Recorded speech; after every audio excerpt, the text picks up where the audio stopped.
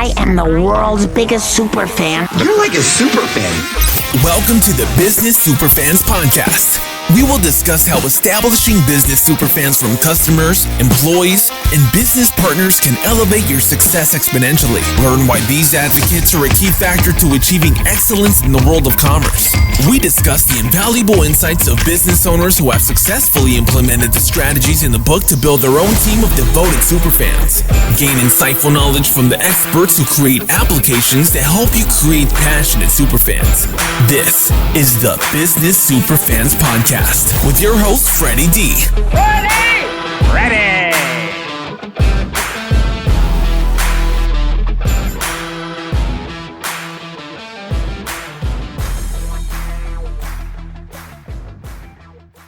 Stewart Ervin's passion for business started at a young age, but like many, he faced the challenge of finding the right direction for his future. He was fortunate to launch his first business at just 16 years old. While attending college, he gained hands-on experience working in a small business, holding nearly every position imaginable before transitioning into a large corporation.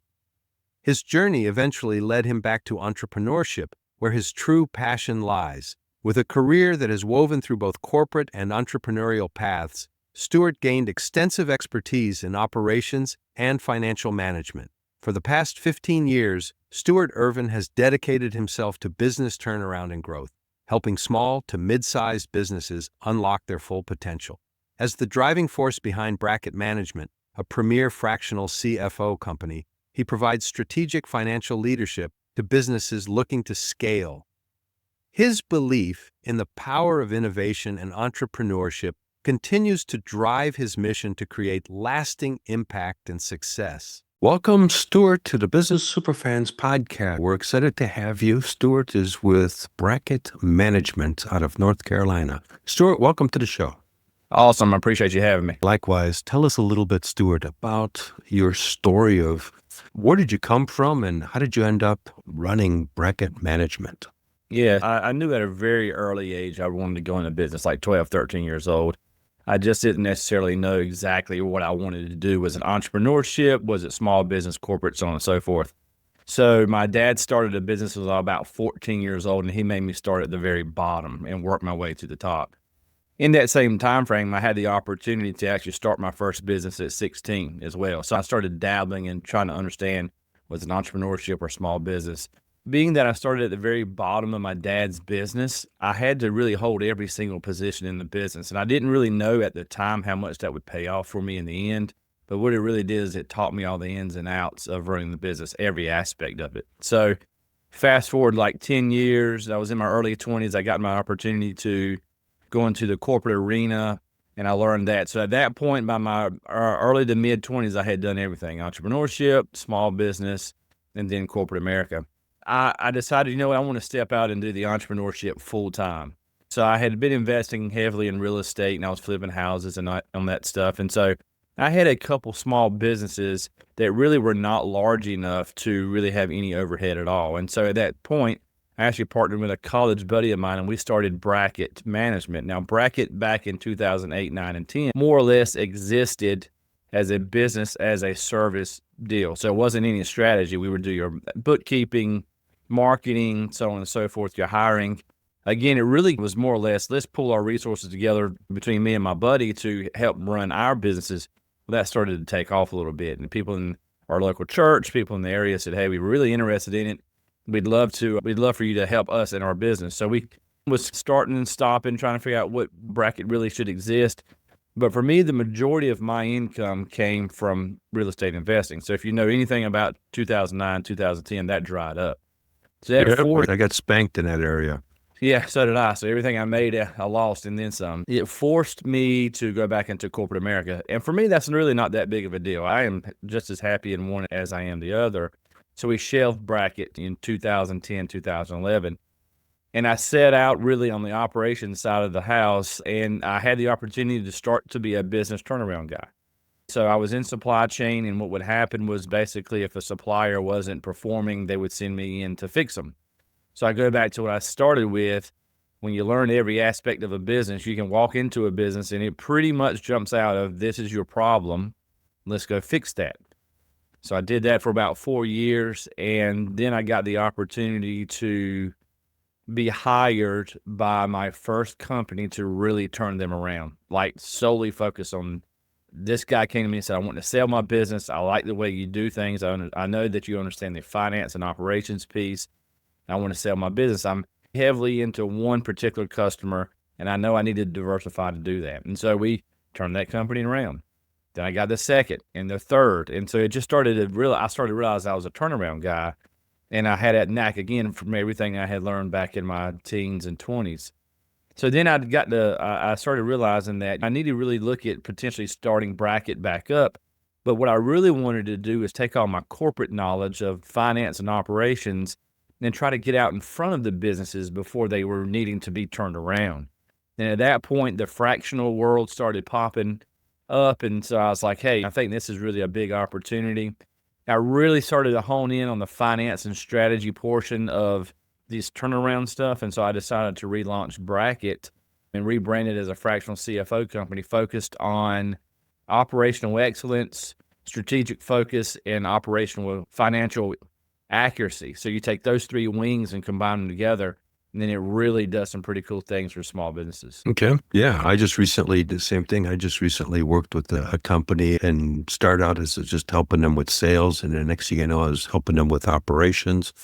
And the plan was that they were going to retire and let me run the company because they were happy with where I was taking it. Unfortunately, the husband passed away unexpectedly. So that changed the whole dynamics. And I took over running the company, and we grew up by $1 million in 1 year. This is an interpreting and translation company. So you're talking $50 per hour or 2-hour increments, or it's $1 a minute phone interpreting. So you got 10 minutes, 12 minutes, 15-minute conversations. Yeah. Still, over time, the number of calls and stuff grew that by $1 million, positioned them to be acquired.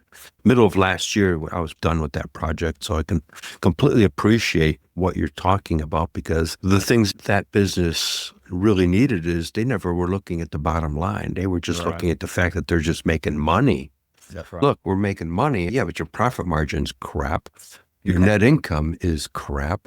And so one of the things I did was I just increased what we charged by $5. They hadn't increased pricing in 5 years. And I had pushback from some customers, and they're going like, what's this? We're used to paying this, and what's this new pricing? We haven't increased anything in inflation and all that stuff. It says, it's just a minuscule $5 after 5 years. And we go, oh, that makes sense. That's fair. And poof, but that $5 has completely changed the bottom line of that business. Absolutely. Yeah. So we have these key plays that we focus on when we go into a client. And the last play is about value creation. And one of the key focuses we have in there is pricing strategies. It's one of those things where I go into our clients and I say, what's your win-loss record? They go, we really don't lose much. We get about everything we quote. And I say, okay, you're charging too little. You need to do better. Nearly every aspect, we will come in and say, hey, let's do a 3, 4, 5% price increase and see what happens. And 9 times out of 10, to your point, it's just, yeah, okay, that makes sense, because they've never received a price increase ever. And every dollar you get on pricing goes right to the bottom line. So it's a no-brainer. Yep. Yeah. Little tweaks make big results. Absolutely. And that's the thing. So we look at value creation through pricing strategies, cost management, and new business growth. And if you do small improvements in each, like 3% in each one, it could most of the time would represent a 10% increase in your net profit, but it's incremental, right? And so that's what most people, they think they have to hit a home run, but it's really incremental cost, incremental improvements in pricing, and then always striving to bring in new business. Absolutely correct. So let's go into, what are some of the challenges that you found, or some of the companies that were doing things really messed up that you guys really turned around and transformed that company? Because we both know that especially the smaller businesses don't do a good job of managing their finances. They're just chasing the invoice. Yeah, that's right. So there's no financial planning. It's reactionary versus proactive. Yeah, so that's the very first thing that we try to do is we try to get we make the business owner start looking forward. And so we pretty much out of the box, we'll develop at least a 30 to 45 day forecast. And then we're going to sit down and we're going to develop a 12-month plan. to at least have something to shoot for. And it's amazing that when you get to the end of month one and you say, okay, here's what we thought we were going to do. Here's what we actually did and why. And these are the behaviors you need to change. It's like eye-opening for these guys. And they go, now I see what you're doing. Now I see why you say what you're saying. So we do that right out of the box because in nearly every situation, you got to realize that most of these small businesses, the founders are the technical guys, right? They're really not traditionally business guys. And so it's quite they're funny. good at what they do. Amazing at what they do. Again, they are the technical backbone of that company, but it's amazing in that they just look and go, I got good money in the bank and my payables are down and my receivables are on time. So we're good to go. And that's really, at that point, they say, hey, I'm in a good position. I'm in a good spot. And so it's really trying to get them to, again, to recognize the results, but really turn their focus on going forward. Because it was in one of my corporate experiences that I worked for one of the most profitable aerospace companies in the world. And their main driver was everything they did was with discipline and intent. And I saw what discipline and intent would do for your business. And again, we start with a plan and we do not deviate from that plan. We reforecast every month. Always, what did you do last month and how can we make some changes in order to drive forward? That's really the biggest issue. And that's if they're really willing to change. There's been many cases where they're in trouble, right? So in most cases, if I get a phone call, it's because the company's hit a ceiling. Either they've hit a ceiling, I don't know what else to do, I'm beyond my comfort zone. Sometimes it's the business is going backwards. And sometimes we'll go in and we'll start working with these guys and say, okay, these are the things you need to do. And you can tell they're not comfortable doing that. And so there's been times where I've had to look at the business owner and say, you probably really don't want to be as big as you think you want to be. You are probably much happier at $2 million a year and being on the lake every weekend, so on and so forth. So you're really beyond your comfort level. And there's been times we've had to separate. But if you're really willing to and want to change and grow, focus on driving your business forward and go from there. And how important is it, Stuart, to involve the whole team into the vision of the company? Because a lot of times the team doesn't really know what the owner's vision is, right? Because it's in his head or her head, and they don't do a good job of sharing and getting everybody what I would call into the rowboat and one of those racing boats where you've got 4 people in a line. And if everybody's pulling at the same time and the stroke is not exactly the same, that boat's going to go like this versus. Yeah. Yeah. So one of the other key plays we have is the communication play. The goal there is for everyone internally plus externally knows why you're existing as a business. A lot of times you'll see that people, I have core values and I have a mission. I say, yeah, but is it a part of your DNA? And if it's really not a part of the DNA of the business, then we will revisit those mission, vision, and values and start putting it in the forefront of everything we do. So once the owner is comfortable with his why, we put in things in place to make sure that we're winning to the why. And so that's the regular communications. That is like you're doing the day-to-day. In manufacturing, we call it a Gemba walk, where you're out on the floor every day. You're talking with your employees. You have a plan for today. So you look and say, did I win yesterday? Everything is about communicating why we exist, so on and so forth. One of the key things we do when we develop that annual plan, which is in play 2, the biggest thing that we try to do is we make sure that we get buy-in from the bottom all the way to the top. And again, it's pretty much everything is set from the top level, right? We're setting the sales targets, we're setting the cost parameters, but I always tell these guys, you got to make sure that the management team beneath you buys into it, because if they buy into it, they are more likely to help you get there. If it's just pressed down on them, they're going to be like, man, this is crazy. Where are they coming from? I tend to be more of an open book, particularly when it comes to through middle management of why.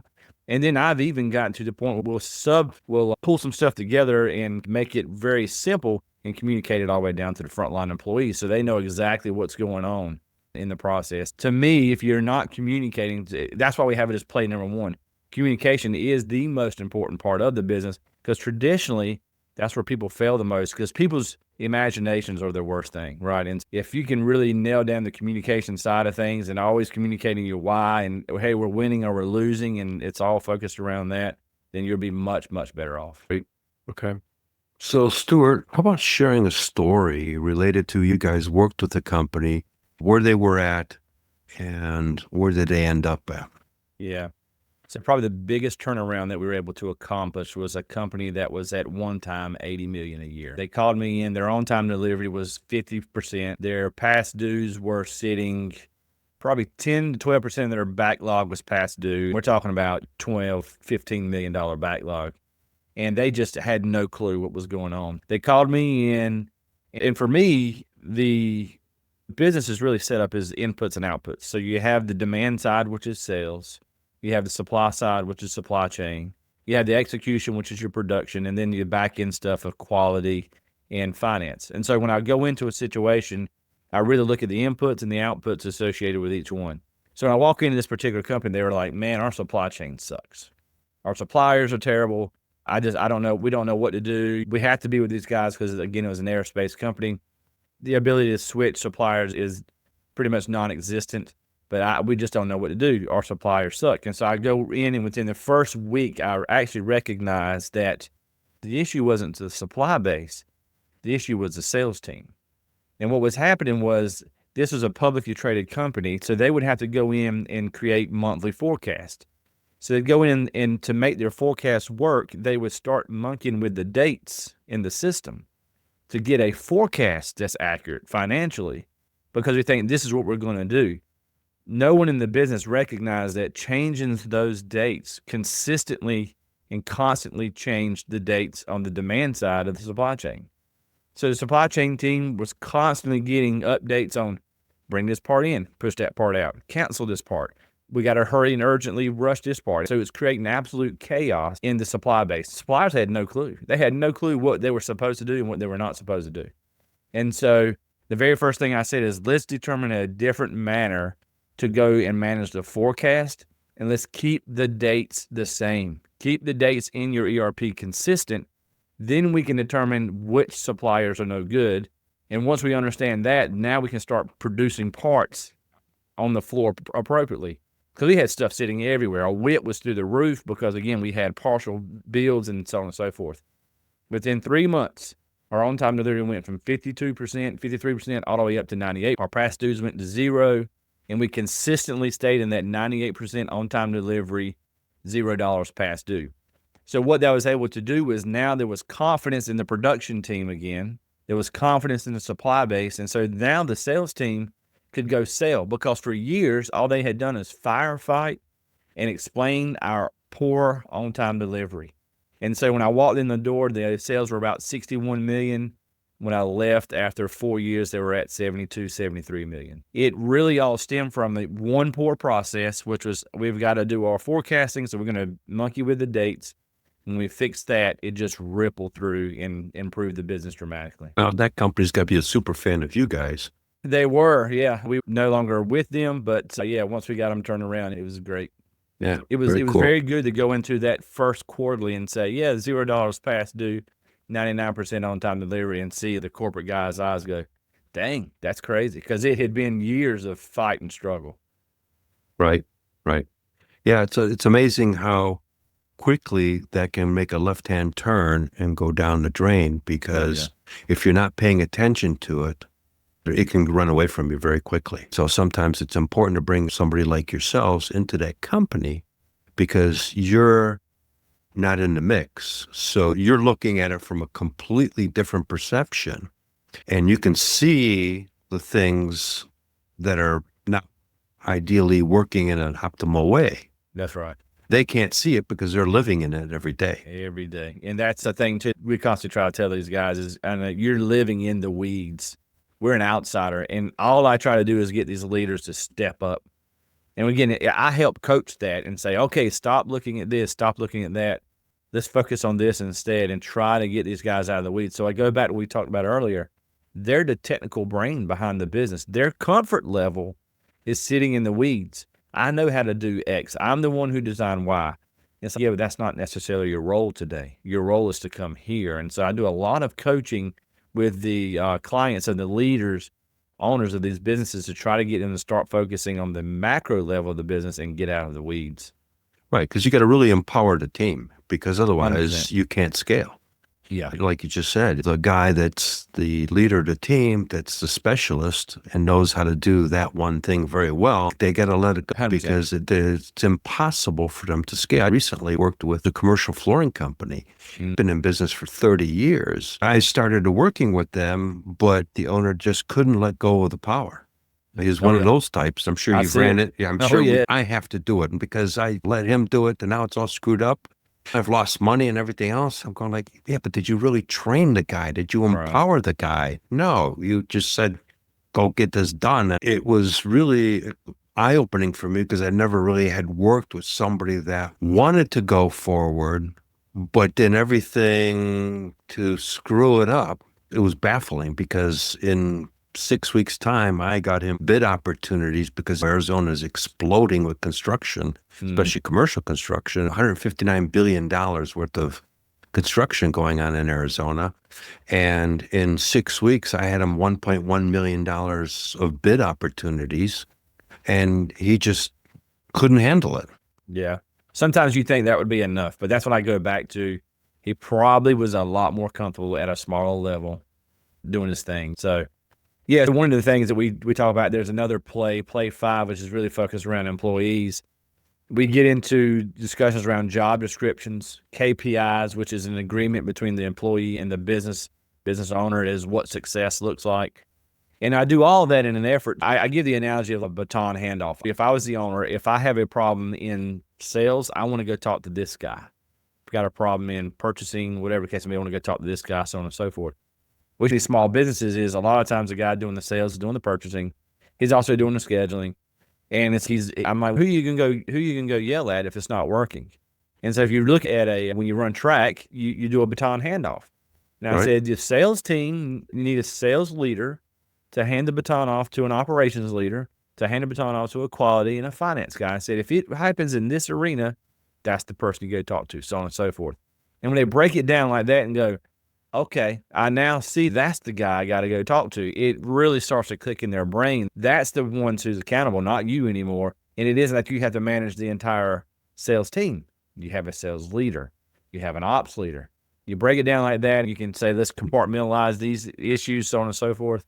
It seems they better click a button in their head. But sometimes these guys are just so micromanager. They're so much of a micromanager that it's just no hope for them. And you just got to look and say, you know what, you're better off smaller because you are the lead. That's what this guy was. He was a complete micromanager.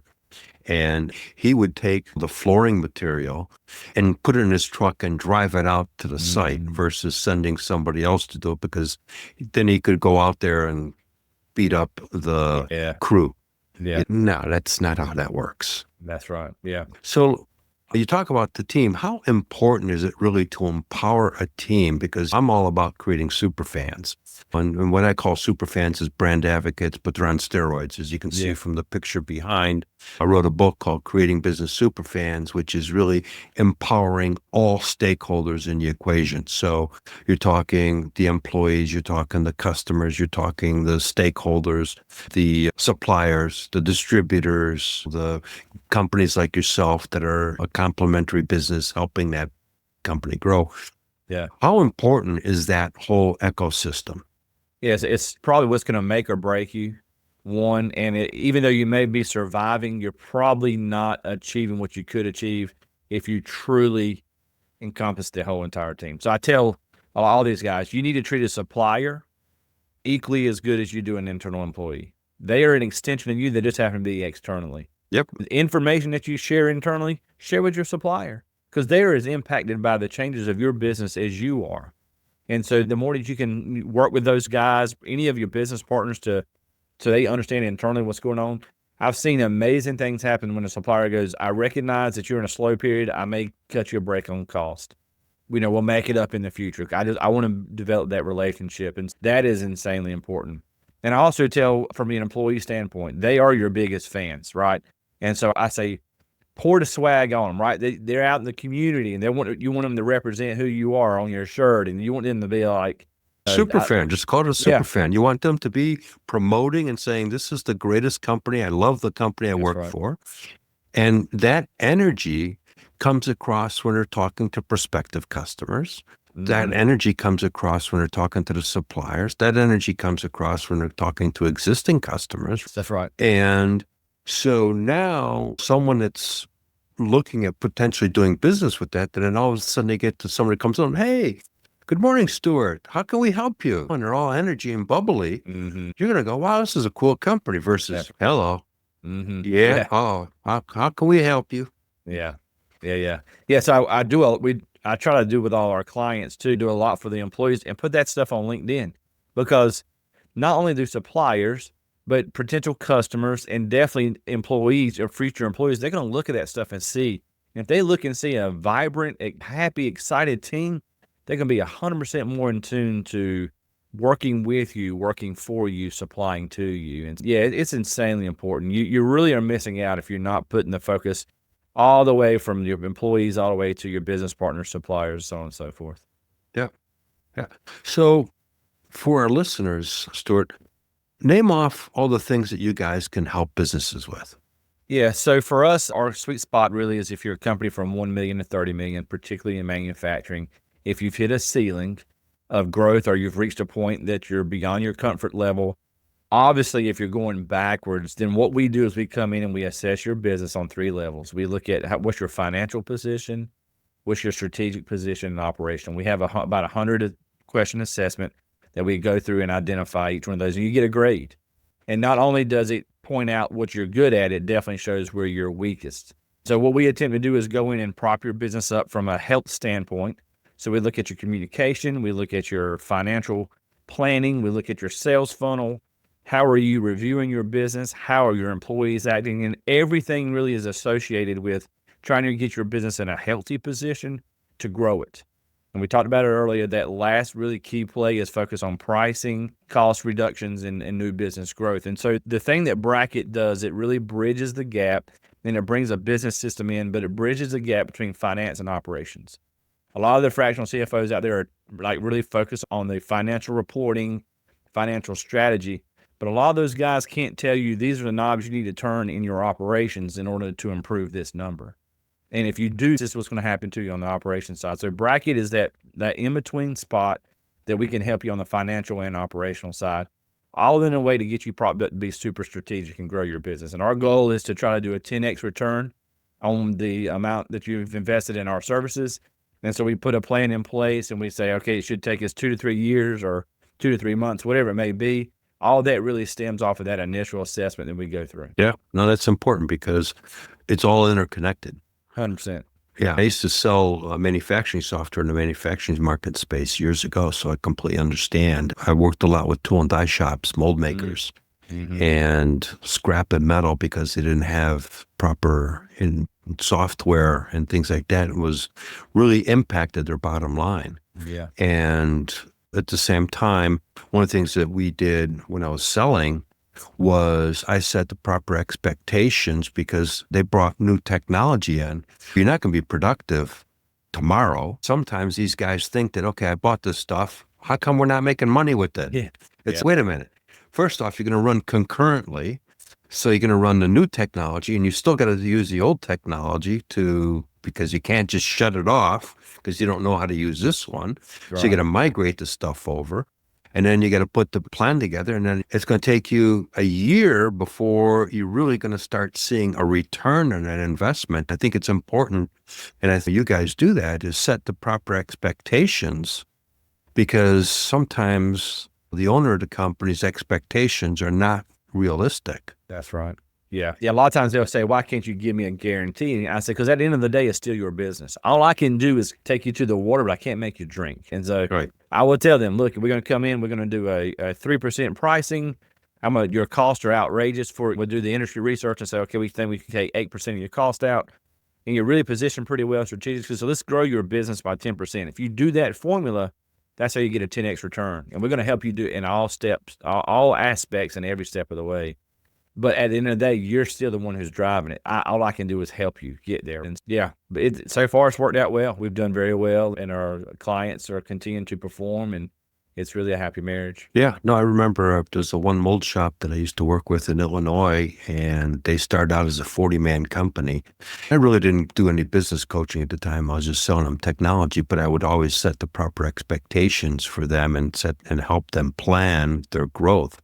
And eventually they bought the building next door, built the breezeway, and they bought the building on the other side and built the breezeway, and they went from a 40-man shop to about 120 people. Yeah. They bought another location, and they became my biggest super fan. I was number one in sales because they would refer other business owners and says, man, you got to talk to Freddy D here. He's going to hook you up with the technology, because these guys were doing overflow work for this company. Yeah. We would bring our technology, and back then, big computers, and the guys go, I don't need to see it. Jack says I need to buy it. What's it going to cost me? How fast can you get it here? And how fast can I start making money with it? That was it. And that was the sale. I spent most of the time filling out the paperwork and putting in the order than anything else. Yeah. But it's important that you develop that relationship like you guys do with your customers, setting the right expectation. They get the growth. They start seeing it. They start referring you to other businesses. That's right. That's where predominantly where our work comes from, is referrals. Because the fractional world is still fairly new. It's been around for a little bit, but fractional CFOs, even when they're within our sales, we really still don't know exactly who we are or what we do. It's the results that's really driving it. And you have one business owner who's saying, I'm having trouble here. Oh, I got a guy. And so we're seeing that referral base just keep growing and growing. So that's when you're getting those referrals, that's a super fan. That's in turn promoting you to people that they know. That's right. And when you get that type of a referral, it's usually pretty much a done deal. Yeah. Oh, yeah. It makes the selling process super simple. Because it's collapsed. You're no longer in a pricing war. You're in, okay, what do we got to do to get this thing going? That's right. Conversation, because you already got the credibility. Yep. 100%. So that makes it much more fun. Absolutely. Yeah. So do you have another story that you can share with us? Because stories are really cool for people to visualize what happens. Yeah. Another story of turnaround. So most of my stuff has been, a company has called me early in my career, really was because their on-time delivery was suffering, which meant they couldn't grow the business. And I'll go back to, it's actually the very first turnaround that we did. They brought me in and said, look, I want to sell this business, but I have one customer that makes up 70% of my work, and they're actually starting to pull work away. And I was like, okay, let's come in and take a look. They had never opened their books to anybody. So the husband and wife ran the business. It was a machine shop. They ran the business. They had invested heavily. They were super leveraged. They had rested on their laurels because they had brought in this particular customer early on, like 4 or 5 years later, and it was a small portion of their business. And they were heavily in the medical space, but their aerospace business kept growing and growing. They shut the medical division down and focused all their efforts on this one particular customer. They thought that train was never going to end. So I go in, I was the first non-family member to look at their books, and the reality was that customer was 97% of their business. Oh, wow. Yes, and they were pulling way more than 50% of their work out of there. So this guy's wanting to, A, sell his business, and B, thinks that, oh, I'm going to lose 30% of my business. I'm like, no, brother, you're fixing to lose 50% of your business. I was in there, and I'd see these quotes come in every day. And I'm like, what are these things? And it would be for MRO aerospace. If you're not familiar with that, they bring these airplanes in that are either, they need to be refurbished, or there's something that's been broken on them, and they need one part. They need 2, 3 parts. So you get in these bigger machine shops, 1, 2, 3 parts, they don't even want to mess with them. And so I was like, I see 35 or 40 quotes a day come in. I said, why are you not quoting these? He goes, it's just little piss parts. I don't want to do that. I was like, yeah, but you can charge a premium on those things. And no one wants to do this. So it's almost like a guaranteed slam dunk that you get that work. And I said, why don't we set up a sale? And we have one guy who does the quoting, that same guy does the programming, that same guy does the running, and he passes it off to quality and ship it. I said, because these things also need to be turned quickly. And I said, we'll set up one cell, 5 axes that can do a variety of parts, and let's just see what happens. By doing that, it saved his business from really going under. And you take that, and we landed another larger program. Both of those combined actually increase his business 10% than where we were when we started this. So We renegotiated some of the terms and some of the parts with the 97% customer. But the reality is what I did when we went in there with that 97% is I started looking at the profit margins by part number. And I said, look, these you have room on, those let them go. You're making no money. Because, again, he looked at the highest level. And it's all I'm making, $7 million a year off this one customer. I said, yeah, but you're really not making that. That's your revenue side. Right. You got to look at the bottom line. Got to look at the bottom line. Everybody forgets to look at the bottom line. Oh, yeah. Look, we're making $5 million in sales. Yeah. Yeah, but you're making negative $10. Absolutely. So I said, shed these parts, keep these parts. Now you got to go find another program like this, but you can offset that with this quick turn stuff. So his whole approach was, I'm looking for the big fish. I got to go land another contract. And I said, start small. Let's start executing on these 30 parts a day that you can charge 100, 200% on that they need. And then all of a sudden you're going to become their guy and watch what will happen. And so that's how we restructured his business. We let parts go. We brought in another contract, but we really started focusing small. And by repositioning his vision, after about 12 to 14 months, we got that business turned around and he ultimately sold that business. And so there was a mindset shift. Again, he was trying to land a whale to replace a whale. We had to really take a step back and look at a multi-tiered approach to make sure we can make it happen. Yeah, I remember early in my sales career, we had a CEO of the company brought all the sales team together and was talking and said, this is our goal this year. And goes, I know you guys are hunting the elephants. Yeah. But until you shoot the elephant, you need some squirrels to eat. Absolutely. And it still sticks in my head. So what you just said is really critical because at the end of the day, everybody loves the big elephant, but you got to pay the electric bill, you got to eat, you got to pay the team. Yeah, one of the biggest lessons I learned was I had gone into this corporate environment and I had gone in and turned them around, right? Had turned the on time to live around and really started making some work. And so I somewhat felt like internally I had made a name for myself. So we were really focused a lot on the cost aspect. And we had some big swings, man. We're fixing to save some big money. So we get to the end of the year and we missed because 2 or 3 of the projects didn't come through because of God knows what. And their executive vice president pulled me to the side and he said, listen, you're a home run hitter. I get that, but we're a base run business. He said, so when you get ready to do your plans for next year, why don't you hit 10 to 15 base runs, base hits, and quit trying to do 2, 3 home runs. When I started really focusing on that way, man, our execution and win rate went through the roof, and then it really translated that. So that's what I try to tell people today. Quit trying to hit home runs. Let's just get on the base. You get enough people on base, we're going to win this thing. So but I had to learn it the hard way. I was swinging for the fences all the time, and I was humbled pretty quickly. Yeah, I can appreciate that. Been there, done that. All right, as we wrap up here, Stuart, how can people find you? Yes, I'm most active on LinkedIn, so you can just search my name, Stewart Ervin. You can also check out my website, Bracket Mgmt, Bracket Management for short, bracketmgmt.com. We have a ton of free resources on there. We have a scaled down assessment, the one that we put all our clients through at a high level. We have a very brief one that you can kind of look at and take just to get some idea. So there's a ton of resources on there that we use with our customers every day that you can pull down for yourself and make it happen for yourself. Great. It was a pleasure having you on the Business Superfans podcast. Great information, especially manufacturing companies and the things that you guys can do with them from start to finish, not just providing CFO services, but actually really looking at the overall business and treating it as a overall business. So that's a really big differentiator that you guys bring to the table.